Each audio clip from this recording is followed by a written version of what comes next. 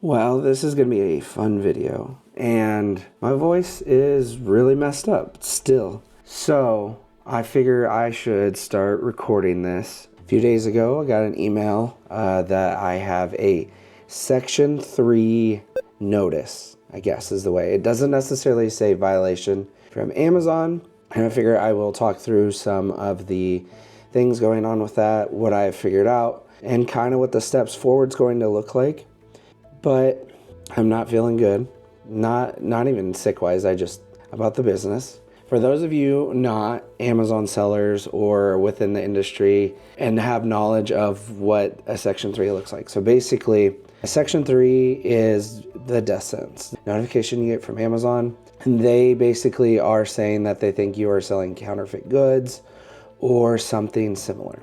We sell video games outside of like repros like Pokemon, things like that. There's not a lot of repros out there that even actually work. There are for like the NES and Super Nintendo, but once you start getting newer than that, a lot of times they just don't even work. So they believe we sold counterfeit goods. And of course, it's the dumbest games possible. It's Call of Duty Black Ops for the PS3 and Guitar Hero 3 for the PS3. Those are two games that are Blu-ray, so would be a lot more difficult to counterfeit. They are also games that are, for the most part, readily available. So not games that there's really any reason to even counterfeit. We have found counterfeit games come through here, but we find them because they're always super obvious. So I got the email on Monday, immediately started freaking out. I have contacted my account manager or whatever at Amazon because I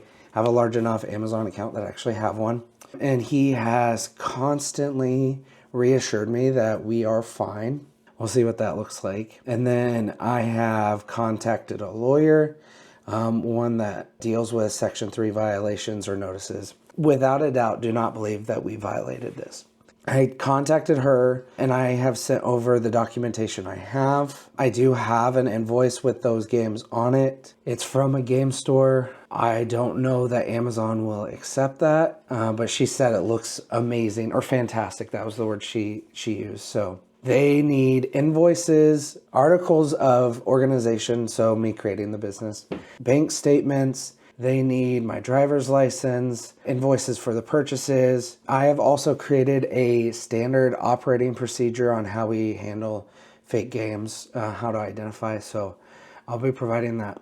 Kind of where we are right now is we cannot send anything in. We cannot withdraw money. We cannot withdraw items. I am supposed to provide all of this documentation, and then I will have a video conference meeting with them. And we will see.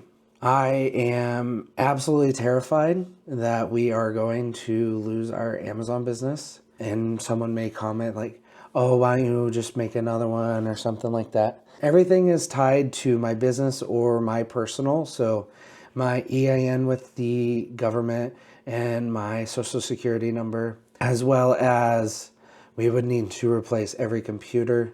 We would have to get a different address because like they track IP addresses, they track physical addresses. I would have to get a new bank account. Depending on how this goes, this could be the end of my business selling on Amazon.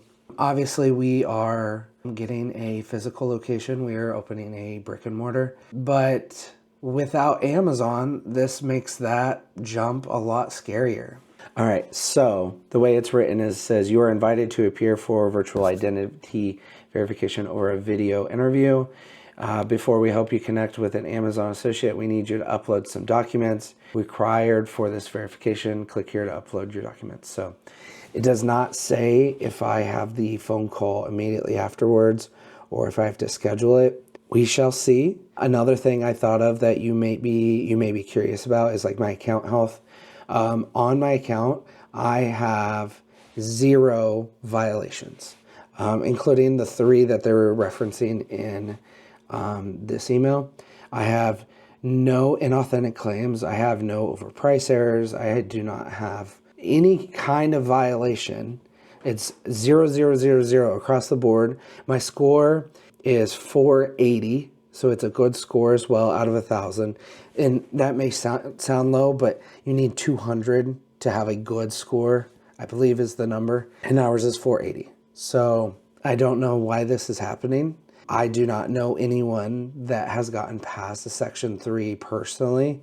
I do know someone that got one of these notices earlier in 2024, and they went through the whole process, and their account is deactivated. I believe they said they got 70% of their inventory because they needed invoices for the rest of that, which in our industry, we don't get invoices really ever. We are not buying from distributors normally. I was fortunate enough that I did purchase some of these games from somewhere that I could actually pull up an invoice. So we shall see. I'm rambling a lot, but I'm scared. So my family relies on this. I have 8 people working for me. They rely on me for the money. Some of them a lot heavier than others. It is not good. So we'll see. Okay, so I am about to do the call, or at least submit the documents. So I figured I would record this for educational purposes, I guess. My heart is like beating like crazy right now because my family lives off of this money. So right now it's asking me to upload pictures of my IDs. I'm uploading my November bank statement because that's when I purchased it. My business registration. It's basically just asking me to confirm I have everything with me, that they will record it, and that it will be in English. Hi, welcome, sir. My name is... So I figured I would give a little bit of an update on how things are going. And I still don't have my voice. This is crazy. I got sick on the 20th of December. It is now January 7th. That is 11 plus 7 is 18 days being sick. My voice is pretty much the main thing that's still wrong. You guys don't care about that, but it is crazy. I can't believe I've been sick this long. So I did the call. It went pretty well, but I do want to talk about it. It was really interesting. They asked a lot of questions, and for the most part, I wasn't really prepared for a lot of them because they were not questions I expect to be asked. I thought we would be asked about the invoices, bank statements, where we get the items, how we verify. We have Cora talking in the background. Cora is very talkative today. This is one of the pros and cons of having your child work with you all day. I was expecting them to ask about the invoices I provided, bank statements, how we verify, how we process, all this stuff. They didn't ask about that once, which was really interesting. This was the verification call, so I thought they would ask me like, oh, have you lived at this address? You know, things like that. They didn't ask about that. The things they asked about, which again, I don't fully understand. They asked if I use a VPN, which I do use. And they asked, do I use a VPN? I said, yeah.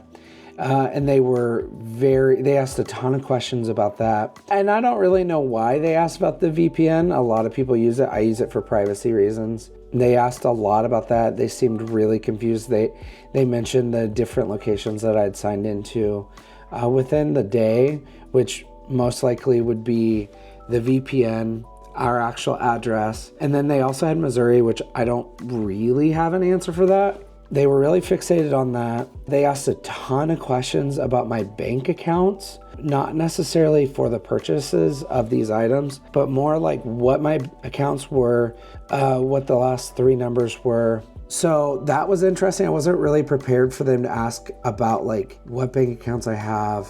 I have 2 for the business, so that was why I wasn't quite prepared for that. One of them is what I buy stuff from, and the other is what I get deposits from. That's just the way the accounts are set up. That's the way I've had them set up for a while. So I don't know what that was about, but they asked if other people had access to my account, and I told them I do have 8 employees that have access to the account, which that really set them, they seemed really concerned about that. I think what helped is that they only have access to the account here, and it's only on my computers that I provide. That was really interesting as well. They're like, why would you give someone else access to your account, blah, blah, blah. Something I thought of after the call is my bookkeepers also have access to the accounts, but I'm not really worried about either my employees or my bookkeeper doing anything inappropriate with the account. So I don't know what that was about, because the whole thing is about a counterfeit claim on 3 PS3 games. So access to my account was really weird. And to answer your question and also their question of why I have people have access, bookkeeper's pretty obvious. My employees have access because they create the shipments. Whenever we put them in a box, put the games in a box, we then have to ship it to Amazon, and Amazon provides pretty cheap shipping. From my understanding, that's the most secure and safe way to send it, because if it got stolen, we're not covered. But because it's through Amazon, we get a discounted rate, and I think we have some kind of coverage. I've never had to use it, but call went well, I think. They had me upload the documents immediately afterwards. They said, as soon as this call's over, send an email to this account, include all the documents I already uploaded.